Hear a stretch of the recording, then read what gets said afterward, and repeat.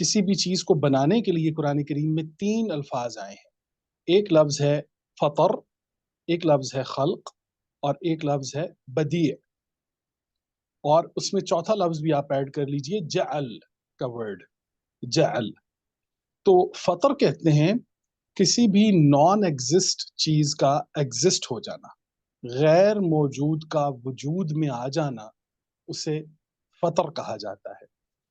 قرآن کریم میں آیت آتی ہے فاطر السماوات والارض، اللہ زمین و آسمان کا فاطر ہے، جب وہ موجود نہیں تھے پھر اس نے ان کو وجود دیا ہے۔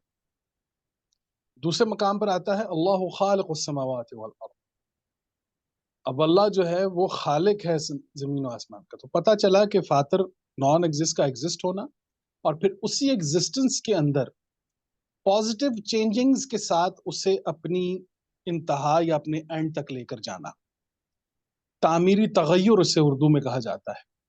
تو جہاں پر کسی بھی چیز کی موجودگی میں اس کے اندر تعمیری تغیر کر لیا جائے، وہاں پر قرآن ورڈ لے کر آتا ہے خلق۔ So there is a huge difference between fatar and khalq. And the third one is badi'، دو رنگوں کو ملا کر ایک تیسرا رنگ بنانے والا بدیع۔ اور جعل کہتے ہیں کہ خلق میں اور جعل میں یہ فرق ہوتا ہے کہ مثال کے طور پر میں نے چھت پر جانا ہے تو میں ایک ایک سیڑھی جب چڑھتا چلا جا رہا ہوں تو یہ خلق ہے۔ پروگریسولی جب میں کسی چیز کی طرف جا رہا ہوں تو یہ خلق، تخلیق کے مراحل ہیں۔